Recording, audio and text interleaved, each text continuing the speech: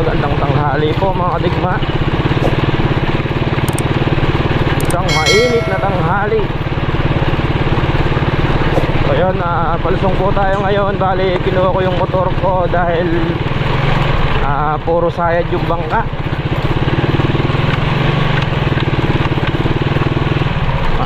Nung kasing lumusong kami, nauna sila full stop, nakasingle. Tapos ginawa ko, nakyan ko yung single para makauwi at kuhanin nga to. Hindi na pwedeng magbangka, masyado na isayad. So yun, bali tuyo na po dito. Nung lumubog etong daan na to mga kadigma, binabangka namin yan. Yan, mula dyan binabangka namin.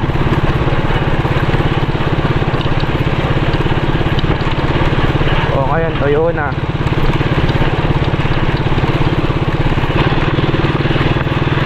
Ayan mga kadigma, kung nakikita nyo, lahat na po naglalagay na. Pero nakauna tayo ngayon dyan sa mga gawing taas na to halos baryo pa yan. Tayo medyo nakauna tayo ng siguro mga 2 weeks.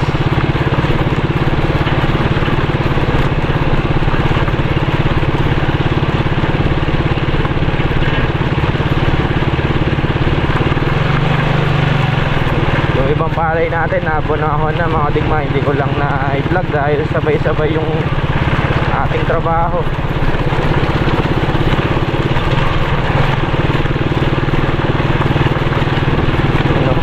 Dati binabangka natin yan nung nalubog. Yan nakasabog na rin sila dito.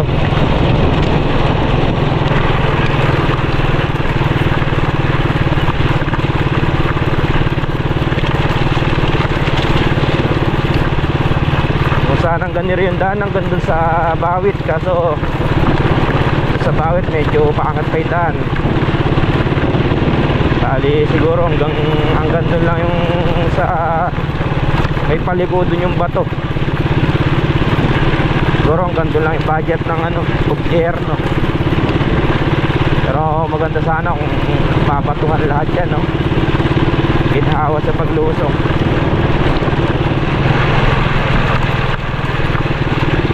Tatabi yan mga kadigma, sasagasahin natin pagka di dumabi. Na Yelo, kilala nyo po ba yan mga kadigma? Nung Coffee Grotto? Kila hektarya? Ilan? Sige na. Lame, cobra kang tutuan, nakakaburak. Malamig yan. Ay ba?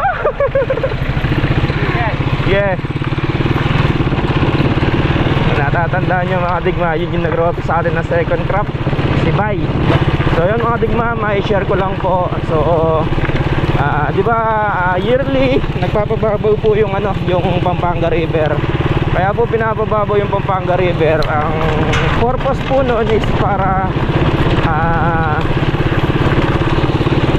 matuyo yung tawag doon, matuyo yung mga bukid na yan, bukid pala yan. Unang-una Kalangya, 24, may dito Tres, Messina, Isla Verde. Yun po yung mga tawag sa bukid dito Bawit. Yan, para po sila makapagtanim ng palay. Kaya pinapababaw po yung Pampanga River.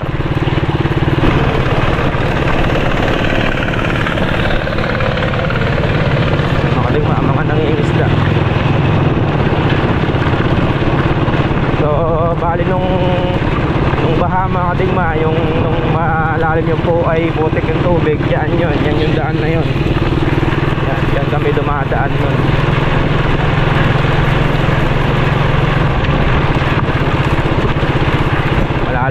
tubig nun dyan.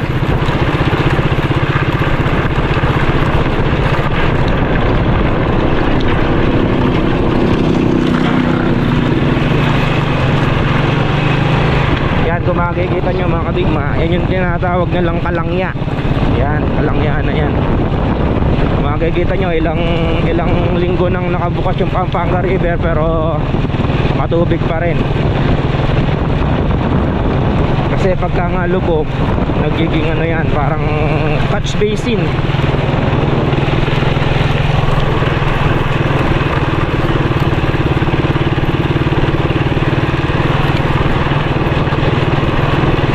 Kaya kung hindi patutuyuan yung Pampanga River nun, hindi kami makakalagay ng ng palay mga kadigma. Kaya yearly pinatutuyuan siya. Month of November ang pagpapatuyo niya mula 15 hanggang 25.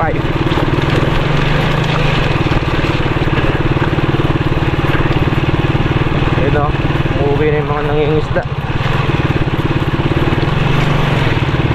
Hindi lang sa ilog maraming nangingisda mga kadigma, pati dito kasi mga natatrap sa bukid.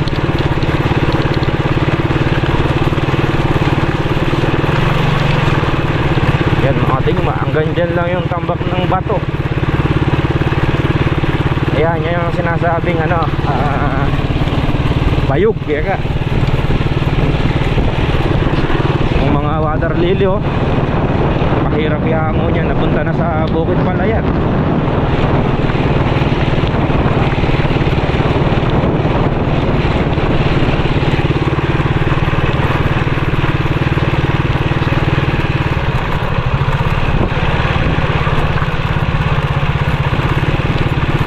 Daing nangingisda.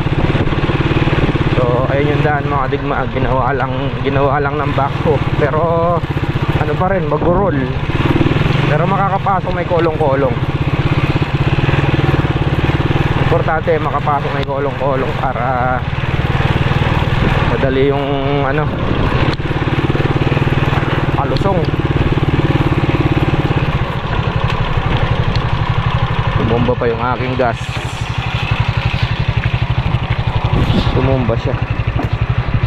So bali mga kadigma, ayan, eto tinatawag nilang sapa ng bawit, kadugtong nung yan dun sa gawin namin. Dami ng ingisda. Ito. Prego, tatin muna natin yung para hindi matumba mga kadigma. Tapos yung Robin. So ayan mga kadigma, dito po tayo sa phase 1.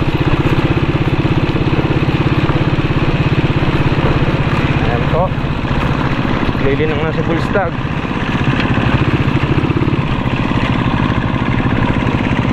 Ayan, nililinang na po, for sabog na for tomorrow yan mga kadigma.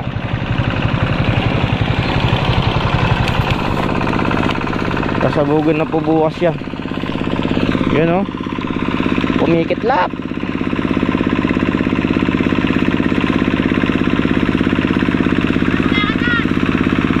Okay, yakan yan.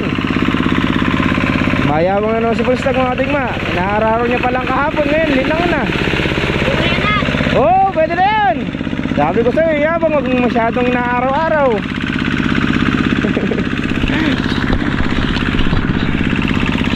Kahapon, yung palang kinasa namin mga kanay. Ito mga kadigma, kasi-share kasi yung nung ginabi kami. Ayan, ipinatong lang namin siya sa bangka para lang makakuha kami ng tubig. Ayan.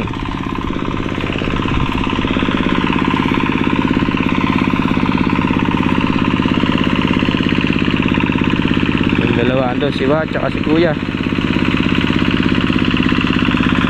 Yang may nga na kayo? Kumain na po sila. Ganado siyang gumamit kaya mga kadigma sa tractor niya. Binigyan niya ng pangalan daw nung tractor niya lakas.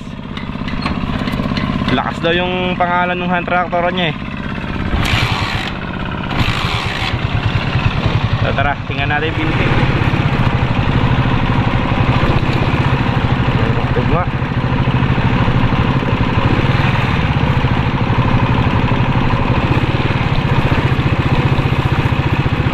Mga sako nila kuya. Yan kaninang maaga, ginras cutter ko yan eh.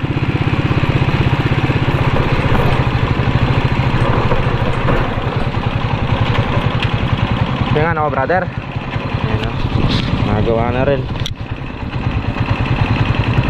Makalinang niya kanya nina.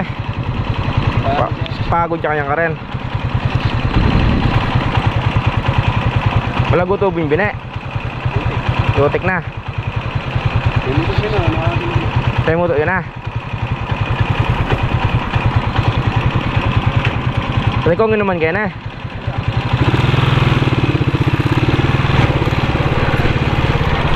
Yung tinanggal na rin yung sulo ko.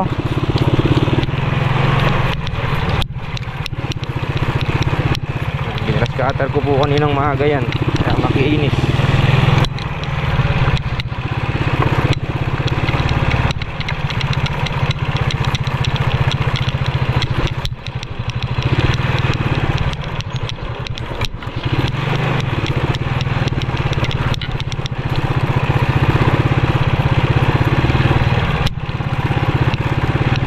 Dito na lang muna to.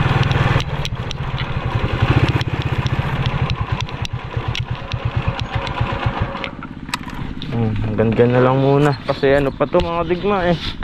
Hindi pwedeng pilitin yung daan na to. Wasak. Hindi pa kasi nagagawi dito yung bako para mapatakpan na gano'n no. Pagka napatakpan naman na yan, tuyo na yan eh. Okay na nun. Pero doon sa mataas na yun, patatakip na lang na gano'n no. Yan, lilinangin na lang po ni Bullstag yan, diba? Doon sa mga sa last vlog eh, naararo pa lang ni Bullstag. Ngayon eh, sabog na po bukas.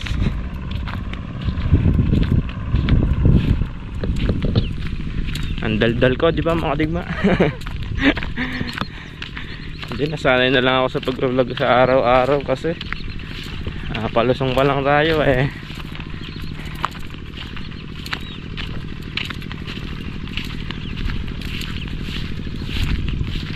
Yun, shoutout po kay ano, kay Donald Perez yun. Tinatry ko naman pong makapag-vlog daily kaso hindi po tayo maka-upload. Halos overnight po kami dito, 3 to 4 days, minsan 5 araw. Sa 5 araw ang ano namin, overnight, kaya hindi po ako nakakapag-upload din. Magpalangin ako brother. Pitulid-tulid nyo na rin kayo ne. Yan mga ligma, pinatutuyuan na po.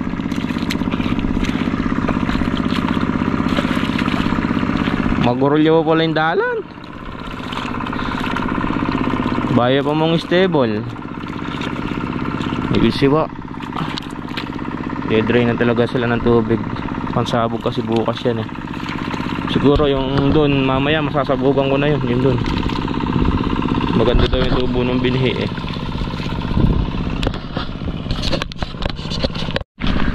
Yun ang makagmaganda ng pagkakagawa ng mga pilapil.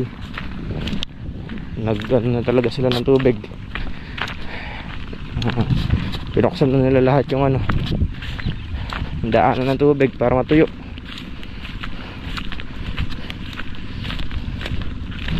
Yun.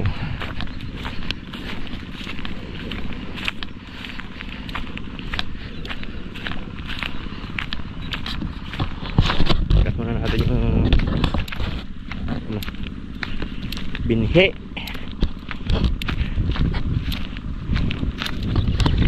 Ito yung binhi yan eh. Tingnan lang natin mga siguro ng binhi. Oh, binasa na rin pala.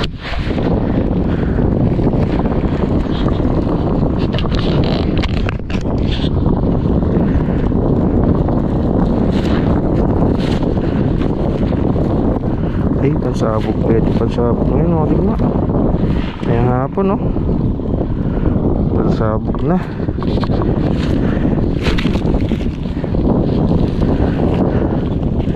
Binasahan nyo agad. Pero ngayong hapon matitiktik na. Hapon na. Ako na bandang alas 5. Pwede niya. Makabawas-bawas naman. Sinasabugan. Yun mga digma, pinala-pala nila kuya para maghilom yung ano. Try natin pasok tong olong-olong.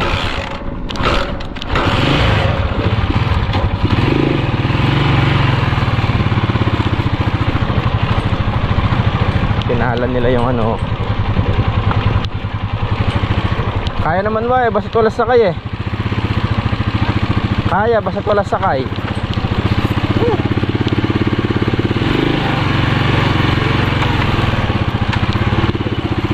Basic, no wa? Yun lang, wa?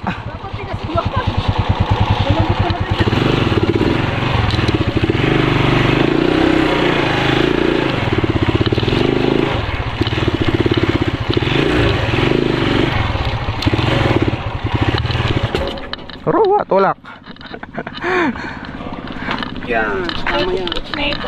Payakot ko, ne! Babaya iway. Brad, tulak mo yung bagya, Brad. Yun.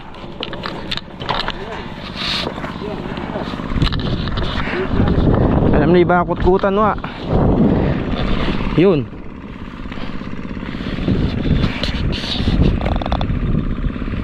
Ilang araw lang titigas na yun. 3 araw tayo dyan. Di matigas na yan. Silang dalawa. Na? Paglalakad sila. Maiwan tayo dito.